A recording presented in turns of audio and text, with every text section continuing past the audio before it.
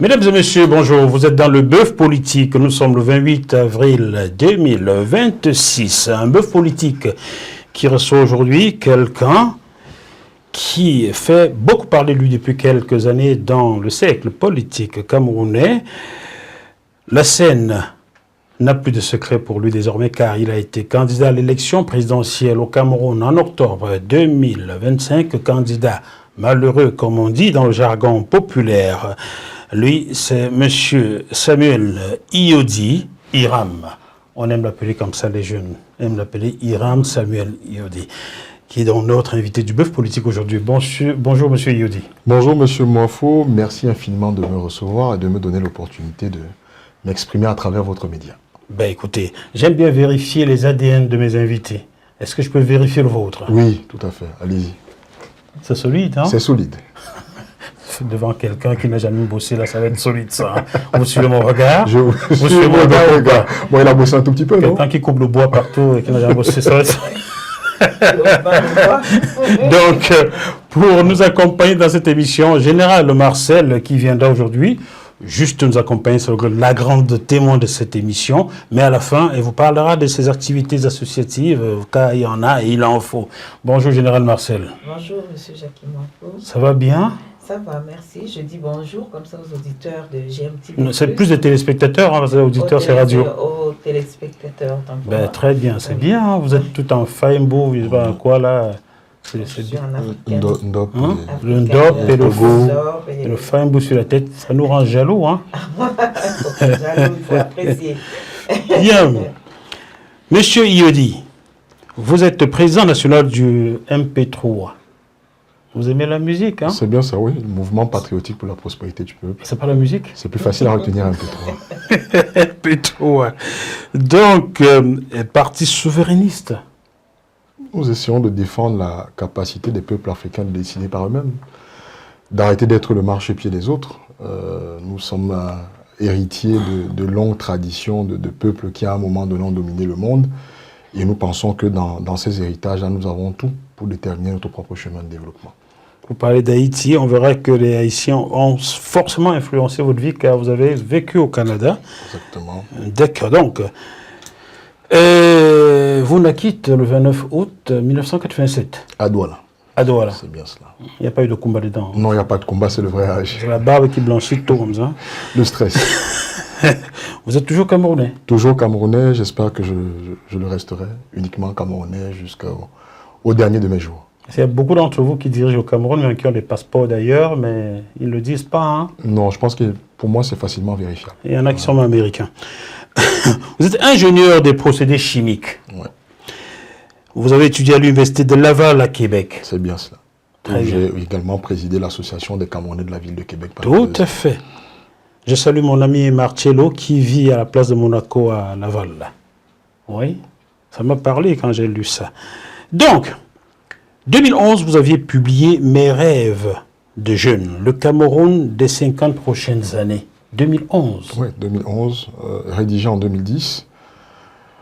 Bon, une manière de mettre sur papier, j'étais encore tout jeune étudiant finissant, mais de projeter le rôle de la jeunesse camerounaise dans la transformation de notre pays.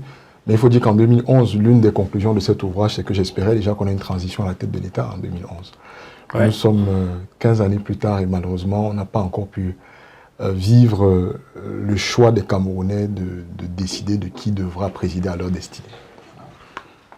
Sur le plan politique, on vous a vu très actif dans les médias en 2018 près de Maître Akeremouna. J'ai été le coordonnateur du programme politique du mouvement NOW qui a préparé sa candidature, même si à l'époque elle avait été portée par je crois que c'était le FDP ou FPD. Oui, donc je continue de le remercier pour cette opportunité qu'il m'a offert d'apprendre à ses côtés. Il vous a un peu mis en avant là? Oui, bien sûr. Je n'étais pas le seul. Je pense qu'on était une bonne demi-douzaine de jeunes à qui il avait confié des postes de premier plan dans son équipe de campagne. Et ensuite, il a rallié la coalition Maurice Kamto. Vous avez repris le bâton de pèlerin auprès de Maurice Kamto de la part d'Akeremouna. Oui, nous y avons travaillé. C'était pas évident. Il y avait une partie de l'équipe qui pensait que ce n'était pas ce qu'il fallait faire. Donc, je pense qu'on a perdu quelques jours. On l'aurait fait 4-5 jours plus tôt. que l'impact aurait sans doute été différent. Novembre 2018, donc au lendemain de la proclamation des résultats de cette élection de 2018, vous cofondez le MP3. Mouvement patriotique pour la prospérité du peuple. Mais il a fallu 5 ans pour que le MINAT nous légalise. 5 ans. 5 ans. Nous avons tenu l'Assemblée générale le 17 novembre 2018. Nous avons déposé le dossier auprès de l'administration camerounaise le 7 janvier 2019. Et c'est le 9 novembre 2023 qu'ils se sont enfin décidés à nous légaliser. Donc, 4 années et demie à travailler dans la clandestinité sans pouvoir investir le terrain comme nous l'aurions souhaité. En mai 2025, vous annoncez officiellement votre candidature à l'élection présidentielle qui a eu lieu le 12 octobre 2025. Votre candidature est retenue par l'ECAM, en coalition avec un autre parti, le FDC de Denis Emilien Atangana. Oui, le Front des démocrates qui m'a offert sa plateforme juridique pour pouvoir défendre le projet que nous voulions proposer aux Camerounais. Vous êtes résolument tourné vers la jeunesse. C'est quoi ce jeunisme-là? Non, pas profondément. Disons que 20-40 ans, théoriquement, c'est 80% des électeurs. Donc, tout acteur politique camerounais, quel que soit son âge, devrait être tourné vers la jeunesse. Malheureusement, ce n'est pas ceux qui sont le plus inscrits sur les listes électorales. Malheureusement, ce n'est pas ceux qui votent le mieux. Mais c'est le réservoir qui peut faire gagner une élection présidentielle. Donc, pendant qu'Emmanuel Macron, qui est dans la quarantaine, se tourne vers les vieux en France. Nos répartitions démographiques ne sont pas tout à fait les mêmes. Pas du tout les mêmes. Alors, Hiram Samuel Yodi, nous sommes le 28 avril 2026. Qu'est-ce qui vous amène à Paris? La Tour Eiffel? Les Champs-Élysées? Non, je crois que j'ai eu l'opportunité par le passé de découvrir la Tour Eiffel et les Champs-Élysées. Vous avez terminé votre propos par l'élection présidentielle. Je termine 8e, d'après les résultats officiels à l'élection présidentielle. Globalement, 5e dans la diaspora, 4e en France. Donc, le territoire français ou les Camerounais présents en France ayant la capacité de voter m'ont accordé une certaine confiance. Et transférant du FDC, revenant au MP3, restructurant ce parti-là, nous avons pensé qu'après le congrès que nous avons tenu en décembre 2025, nous devions repartir vers les électeurs qui nous ont fait confiance. Au Cameroun, c'est principalement la région du littoral qui nous a offert pratiquement 70% des voix que nous avons exprimées sur l'ensemble du territoire. Et dans la diaspora, c'est la France qui nous a porté. Donc je suis revenu d'abord remercier cette diaspora-là et la structurer, créer des organes du parti ici pour qu'on puisse commencer à préparer les prochaines échéances. J'ai lu, je n'ai pas reçu un dossier de presse, mais j'ai cherché un peu. Oui. C'est le rôle d'un journaliste de chercher, n'est-ce pas, Général Marcel? Tout à fait. J'ai cherché, j'ai découvert que vous avez un meeting le 2 mai, ici à Paris, avec vos partisans. C'est bien cela? C'est bien ça, 5 rue de Dunkerque, le samedi 2 mai de 14h à 18h, principalement pour installer les dirigeants de la Fédération MP3 de la diaspora et de la Ligue MP3 de France, mais aussi pour échanger avec les Camerounais de France sur leurs préoccupations, sur les propositions que nous avons dans notre programme et sur comment est-ce que leurs énergies et leurs compétences peuvent nous aider à gagner du terrain politique. Dites-nous, vos collaborateurs sont-ils démocratiquement élus ou démocratiquement nommés et le peuple démocratiquement informé? Absolument. Ils sont, pour le cas des gouverneurs, ils ont été nommés. Le gouverneur de la Fédération MP3. Ah, vous les avez nommés? Oui, les gouverneurs de la Fédération MP3. Vous les avez nommés? Nous les avons nommés. Comme quelqu'un nomme des sénateurs? Oh non, peut-être pas. Mais je voudrais rappeler par contre que les coordonnateurs des ligues pays sont élus. Donc ils ont bien été élus. Il y a souvent des élus et des nommés. C'est quoi cette histoire? Non, c'est surtout les contraintes d'organisation qui devaient nous permettre d'aller rapidement. On n'avait pas la masse de militants pour procéder à des élections de gouverneurs, mais on avait besoin que certaines personnes démarrent l'installation du parti. Donc on a nommé des gouverneurs, mais les coordonnateurs pays, dont celui de la France, Mérite Tandja, a été élu par les militants de France. Ah, M. Tandja? Oui. D'accord. Général Marcel, vous voulez être nommé? Si je peux me permettre de lui poser une question. Oui, bien sûr. Alors, Monsieur Eodi, président Eodi, vous avez été porté votre candidature à la présidence du Cameroun. Compte tenu de la situation, du contexte, du climat sociopolitique au Cameroun, aujourd'hui, les Camerounais moi je voudrais que vous me répondiez devant les téléspectateurs de GMTV+. Droit dans les yeux, je vous pose la question. Aujourd'hui, les Camerounais galèrent pour manger, galèrent pour se soigner, galèrent pour envoyer leurs enfants à l'école. En 3 questions concrètes, qu'est-ce que vous feriez demain si demain matin vous êtes président de la République? Merci. Bon, je voudrais déjà dire que pour moi, toutes ces questions, les réponses sont tenues par l'engagement politique. Donc, il faut que les Camerounais eux-mêmes s'engagent. Il y en a eu, on est encore loin du compte, à y voter et donne donc le pouvoir à des personnes qui peuvent mettre en place ces idées-là. Sinon, ce que je vais dire ne reste absolument que théorique. Nous avions prévu, si nous avions l'opportunité d'être élus chef de l'État, la première des choses, il fallait prêter serment, ensuite nommer un Premier ministre, lui permettre de composer le gouvernement, dans les mesures immédiates de tenir un conseil des ministres dans la région du nord-ouest et du sud-ouest, ou du sud-ouest, avec 3 ou 4 objectifs majeurs. La première, procéder immédiatement à une réduction des coûts du carburant. C'était avant la guerre d'Iran, parce que maintenant le contexte a changé. À l'époque, nous estimions que le Cameroun avait accumulé suffisamment de réserves sur les cours du baril, et en contrario, nous avons procédé en 2023, en 2024, à 2 augmentations des prix du carburant pour près de 40% de leur valeur. Et quand vous augmentez les prix du carburant, vous augmentez les prix des produits de première nécessité. Ben oui. Donc nous comptions immédiatement prendre une décision de dégraissage des prix de 20%, qui aurait permis au panier de la ménagère de tenir un peu plus, d'avoir un rapport meilleur par rapport à l'inflation. C'était la première mesure. La deuxième mesure, de mettre en place une autorité spéciale de lutte contre la corruption. Là, c'est un vaste programme, ça. Avec les pouvoirs de récupération des fonds. Il ne s'agit pas de mettre des gens en prison pendant 20-25 ans. On sait où les biens sont logés et on n'est pas capable d'aller les rechercher pour les remettre dans le trésor public. Donc ça aurait été la deuxième mesure. Et la troisième mesure, d'engager un véritable dialogue pour qu'enfin la constitution du Cameroun, parce qu'on est en train de faire tout de suite, soit décidée par les citoyens camerounais. Nous pensons que ces 3 mesures, la mise en place, auraient commencé à avoir de l'impact donc sur la qualité du service public, sur la qualité des routes, sur la qualité des infrastructures de production et de distribution de l'énergie, avec une gouvernance locale où les citoyens sont capables eux-mêmes de décider, de donner des pouvoirs à des conseillers municipaux et des conseillers régionaux qui ont vraiment les outils pour mettre en place les politiques publiques de développement. Voilà les mesures immédiates que nous aurions prises si on avait été. Vous avez encore une question? Une dernière, une dernière question, parce que en fait, depuis 1982 à 2026, les Camerounais sont fatigués des promesses. Comment vous comptez faire? On n'a pas le choix. Si les Camerounais décident...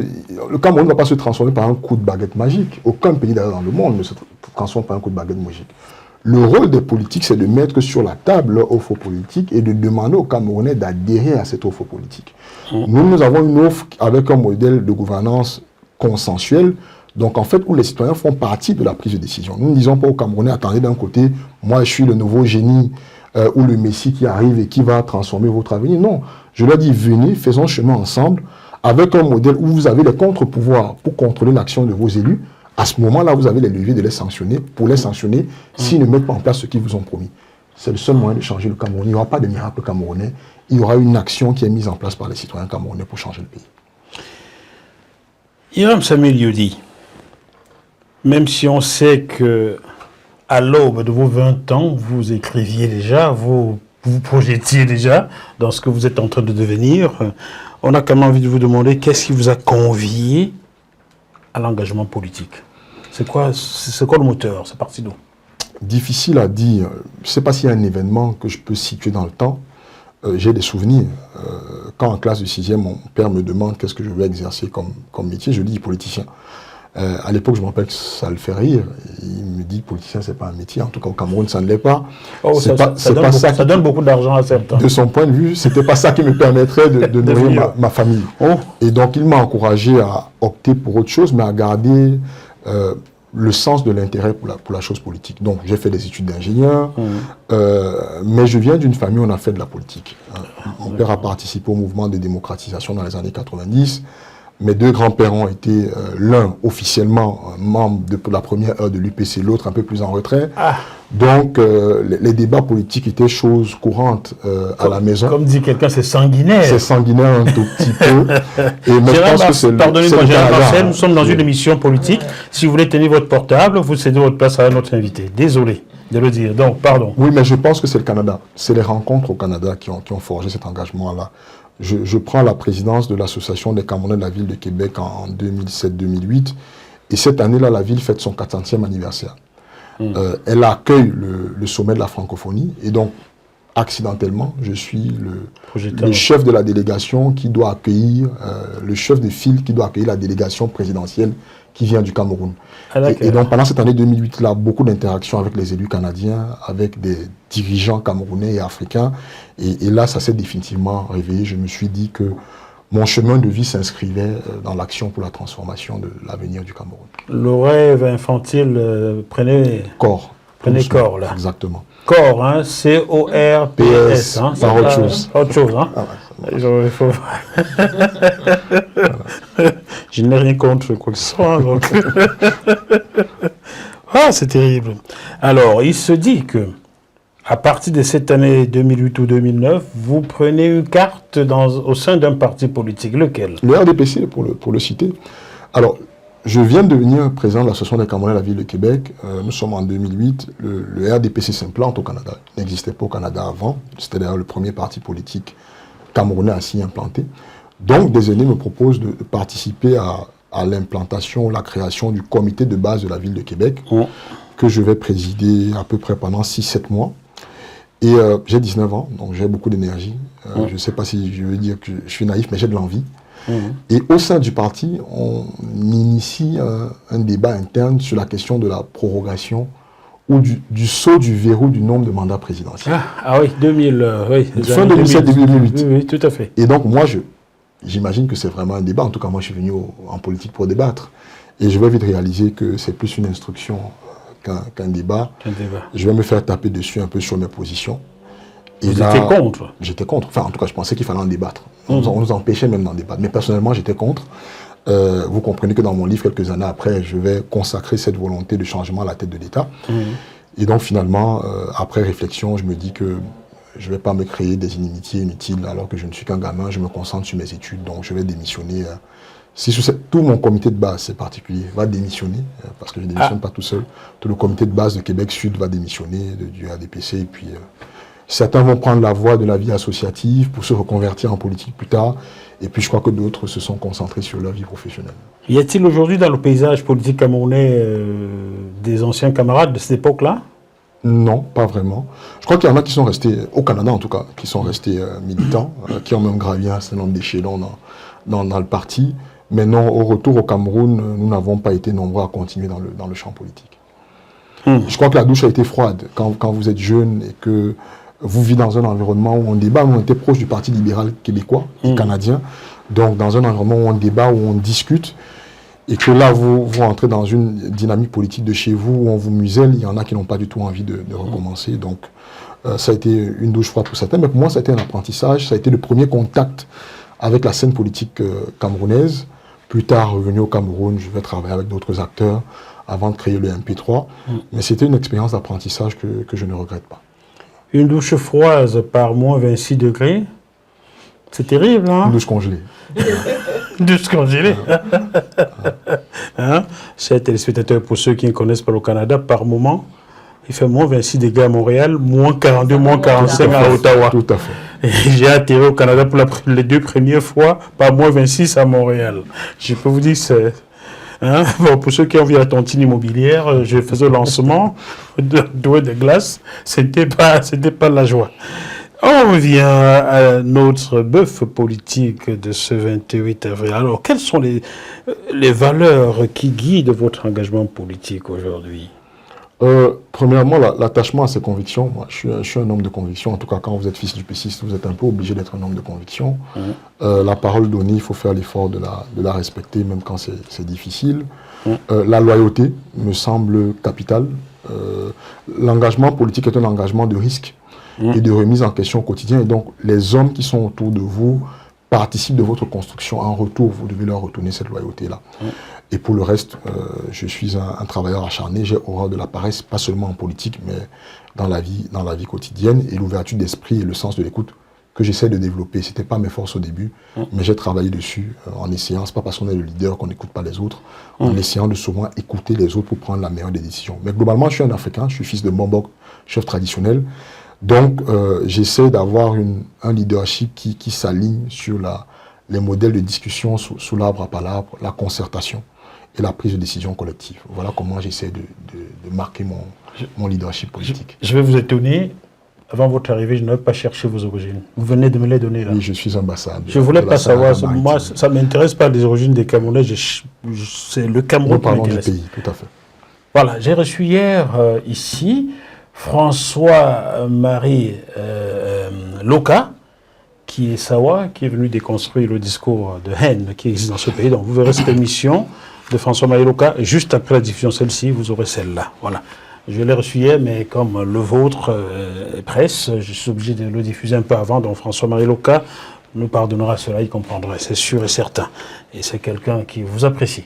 Ah, merci. Voilà, François-Marie Loka vous apprécie. C'est un aîné à vous.